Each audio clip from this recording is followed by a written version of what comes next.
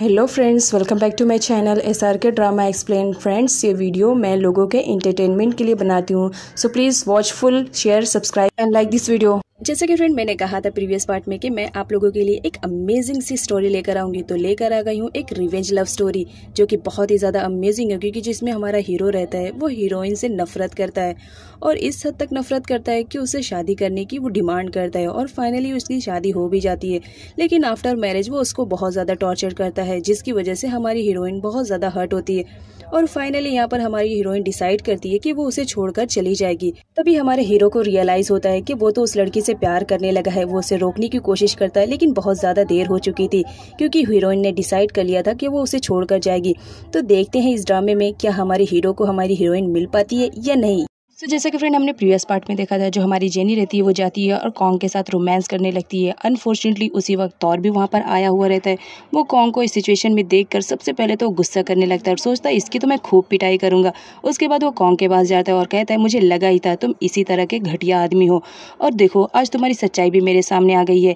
और वो इस बात पर उसे मारने लगता है कि तुम मेरी फ्रेंड के साथ चीट कर रहे हो, उससे दावे करते हो कि तुम उससे प्यार करते हो, लेकिन देखो यहाँ पर तो तुम किसी और से भी रोमांस कर रहे हो।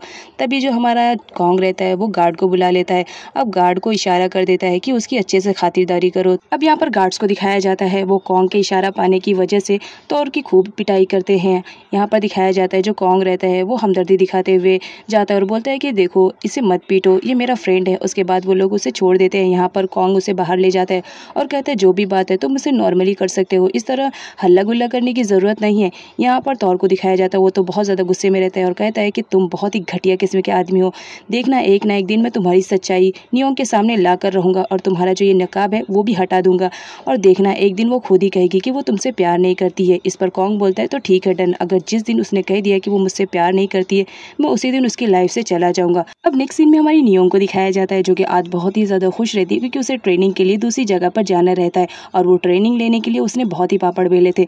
यहाँ पर दिखाया जाता है पीट उसे ब्लेसिंग देती है और कहती है कि मुझे उम्मीद है तुम ये सब अच्छे से कर लोगी। अब हमारी नियों को दिखाया जाता है जो ट्रेनिंग वाले प्लेस पर पहुंच चुकी होती है, जहां पर उसकी लीडर उसे बताती है कि ये पार्टनर वाली ट्रेनिंग है, तो आप सभी के पार्टनर्स को मैं अनाउंस कर देती हूँ। यहाँ पर जब सारे पार्टनर्स का अनाउंसमेंट हो जाता है तो हमारी लास्ट नियोंग के पार्टनर का नाम आता है। वो तो कॉन्ग रहता है, क्योंकि कॉन्ग आकर वहाँ पर पहले ही अरेंजमेंट कर चुका था। अब जब हमारी नियोंग देखती है तो वो बहुत ज़्यादा शौक में रहती है, लेकिन यहाँ पर वो उससे मना करती है कि मैं ऐसा पार्टनर नहीं लूँगी। लेकिन जो हमारी नियोंग रहती है उसके पास कोई ऑप्शन नहीं रहता है, तो उसे पार्टनर के लिए कॉन्ग को लेना ही पड़ता है, क्योंकि वो ट्रेनिंग लेना चाह रही थी। अब यहाँ पर ट्रेनिंग लेने के लिए सारे लोग आए हुए रहते हैं, तो सब अपनी अपनी ट्रेनिंग में बिजी रहते हैं। यहाँ पर दिखाया जाता है विक के कलेक्शन की बात चल रही होती है। यहाँ पर हमारे कॉन्ग को दिखाया जाता है वो सारे विक को खुद ही ट्राई कर लेता है। यहाँ पर वो एक विक पहनता है जहाँ पर नियोंग उसे देखकर हंस रही होती है, क्योंकि वो उस लुक में बहुत ज़्यादा फनी लगता है। यहाँ पर कॉन्ग को दिखाया जाता है वो विक के बारे में पूरी इंपॉर्टेंस बताता रहता है और कहता है देखो ये तो मुझ पर बहुत ज़्यादा सूट कर रहा है। उसके बाद बारी आती है हेयर वॉश करने के लिए, जहाँ पर हमारी नियोंग अब कॉन्ग को पार्टनर मान चुकी थी, तो वो उसका हेयर वॉश करती है, जिस पर कॉन्ग तो बहुत ज़्यादा खुश रहता है कि चलो नियोंग से मैं अपना हेयर वॉश करवा रहा हूँ और उसके साथ टाइम स्पेंड कर रहा हूँ। अब यहाँ पर दिखाया जाता है बारी आती है हमारे कॉन्ग की, जो नियोंग का हेयर को वॉश करता है और साथ ही साथ उसका एक बढ़िया सा स्टाइल भी करता है। नियोंग को भी यकीन नहीं आता कि कॉन्ग इतना अच्छा हेयर स्टाइल बना सकता था। यहाँ पर कॉन्ग को दिखाया जाता है वो बोलता है कि अगर तारीफ करनी है तो मुँह पे करो, यूँ दिल ही दिल में तारीफ करनी अच्छी बात नहीं है। अब नेक्स्ट सीन में दिखाया जाता है हमारी लॉन्ग को, जो कि अपनी मॉम के साथ बैठी हुई रहती है। यहाँ पर उसकी मॉम बोलती है कि क्या बात है, तुम्हारी बात कुछ आगे बढ़ी कॉन्ग के साथ, क्या हुआ, क्या वो तुमसे शादी करने के लिए रेडी हो जाएगा, तुम्हें क्या लग रहा है। जिस पर हमारी लॉन्ग बोलती है कि मॉम अभी तो कुछ आइडिया नहीं है, लेकिन मैं इसमें कोशिश कर रही हूँ कि कॉन्ग को जल्द से जल्द अपने लव के चक्कर में फंसा सकूँ, ताकि मैं उसकी प्रॉपर्टी जल्द से जल्द अपने नाम करवा सकूँ। इधर हमारे कॉन्ग को दिखाया जाता है जो हमारी नियोंग से मिलने के लिए बहुत ज़्यादा बेताब होकर उसके फ्लावर लेकर जा रहा होता है। तभी वहाँ पर लॉन्ग आ जाती है और उससे कहती है कि क्या बात है, आज बहुत ज़्यादा खुश दिखाई दे रहे हो, चलो हम दोनों कहीं साथ में घूमने के लिए जाते। बट कॉन्ग मना कर देता है और कहता है कि नहीं, आज मेरी बहुत ही इंपॉर्टेंट मीटिंग है जिसे मैं मिस नहीं करना चाह रहा हूँ, तो मैं तुम्हारे साथ नेक्स्ट डे घूमने के लिए चला जाऊँगा। अब जब हमारी लॉन्ग को पता चलता है कि वो नहीं जाएगा तो उसे बहुत ज़्यादा गुस्सा आता है और यहाँ पर दिखाया जाता है वो उसे फॉलो करने लगती है। वो देखना चाह रही थी कि कॉन्ग की ऐसी कौन सी मीटिंग है जिसकी वजह से वो उसके साथ घूमने के लिए नहीं जा रहा है। अब नेक्स्ट सीन में नियोंग को दिखाया जाता है जो अपने डेली वॉक करते रहती है और बहुत ज़्यादा बिजी रहती है। तभी वहाँ पर कॉन्ग आता है है और वो पीछे से उसे देखते रहता है। वो उसे हक ही करने वाला रहता है, तभी नियोंग टर्न हो जाती है, जिसकी वजह से वो उसे हक नहीं कर पाता है। यहाँ पर दिखाया जाता है जो लॉन्ग रहती है वो फॉलो करते करते पहुंच जाती है और उसे मालूम पड़ जाता है कि ये लड़की की वजह से आज वो मेरे साथ घूमने के लिए नहीं जा रहा था। अब यहाँ पर कॉन्ग को दिखाया जाता है जो नियोंग को फ्लावर गिफ्ट करता है, लेकिन नियोंग लेने से मना कर देती है और शॉप के अंदर चली जाती है, जिसे देने के लिए कॉन्ग भी उसके पीछे जाता है। लेकिन उसकी मुलाकात पीट से हो जाती है। पीट उसे देखकर शॉक्ड हो जाती है और कहती है कि मैंने तुम्हें मना किया था यहाँ पर आने के लिए, तो तुम बार बार क्यों आ जाते हो। जिस पर हमारा कॉन्ग बोलता है कि देखिए आंटी, मैं आपसे पहले भी कह चुका हूँ, मैं नियोंग से बहुत ज़्यादा प्यार करता हूँ, बस इसी की वजह से, और जब तक आप नहीं मान जाते मैं यहाँ पर हमेशा आते रहूँगा। अब नेक्स्ट सीन में नियोंग को दिखाया जाता है जो एक कस्टमर को अटेंड करती रहती है। वहाँ पर कॉन्ग भी आता है और उसकी हेल्प करने लगता है। ये देखकर जो कस्टमर रहती है वो बहुत ज़्यादा उन दोनों से खुश हो जाती है। अब यहाँ पर दिखाया जाता है जो हमारा कॉन्ग रहता है वो उसकी हेल्प बहुत करता है, और ये देखकर जो इम रहती है वो बहुत ज़्यादा इंप्रेस हो जाती है और अपने फ्रेंड को बोलती है, यार कॉन्ग बहुत ही अच्छा लड़का है, तुम क्यों नहीं उसे एक्सेप्ट कर लेती हो। जिस पर नियोंग कोई आंसर रिप्लाई नहीं करती है। इम को दिखाया जाता है वो तो पिट को भी कन्विंस करने की कोशिश करती है कि कॉन्ग बहुत ही अच्छा लड़का है, लेकिन पिट मना करती है। अब यहाँ पर रत्ना को दिखाया जाता है, उसे लॉकर की की मिल चुकी थी, तो वो लॉकर खोलने की कोशिश करती है, लेकिन वो की उसकी नहीं रहती, इस वजह से वो नहीं खोल पाती है। यहाँ पर दिखाया जाता है वो तो उस पेपर्स को ढूंढने की में बहुत ज़्यादा बिजी रहती है जो कि उसके भाई ने बनवाया था। यहाँ पर नोंग को दिखाया जाता है वो सीधा आती है रत्ना के पास और उससे कहती है कि मुझे मालूम पड़ गया कि आजकल कॉन्ग कहाँ बिजी रहता है, अगर तुम्हें यकीन नहीं हो रहा है तो तुम भी मेरे साथ चलो, तुम भी हैरान रह जाओगी। अब नेक्स्ट सीन में इम जाती है तौर से मिलने के लिए, जहाँ पर वो उसकी चोट देखती है और उससे पूछती है कि ये चोट कैसे लगी। यहाँ पर तौर को दिखाया जाता है वो इम को नहीं बताता है कि उसकी फाइट हुई थी कॉन्ग के साथ। यहाँ पर प्रे को दिखाया जाता है जो अपनी परफॉर्मेंस की प्रैक्टिस कर रही होती है, लेकिन अनफॉर्चुनेटली बैलेंस ना होने की वजह से वो नीचे गिर जाती है। तो जो उसके पार्टनर्स रहते हैं वो उसकी हेल्प के लिए जाते हैं, तभी वहाँ पर मेड आ जाती है और उसे बताती है कि तुम्हें मालूम है आजकल क्या हो रहा है, तुम तो आ भी नहीं रही हो और मुझे पेमेंट भी नहीं कर रही हो। जिस पर जो हमारी प्रे रहती है वो गुस्से में आ जाती है और कहती है कि मैंने उस दिन तुम्हें पे भी किया था, लेकिन मेरा काम नहीं हो पाया।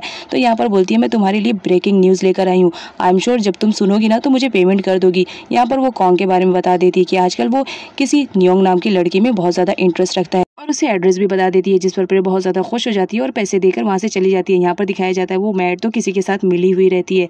अब नेक्स्ट सीन में दिखाया जाता है यहाँ पर हमारी लॉन्ग को जो कि रत्ना को लेकर शॉप के पास निकल चुकी हुई होती है और कहती है कि चलो आज मैं तुम्हें दिखा रही हूँ कि कॉन्ग कहाँ पर बिजी रहता है। रत्ना बोलती है तुम मुझे कहाँ लेके जा रही हो, वो बोलती है कि तुम खामोश रहो और चलो सिर्फ मेरे साथ। अब नेक्स्ट सीन में जेनी को दिखाया जाता है जहाँ पर वो मैड उससे भी मिलने के लिए आई हुई रहती है।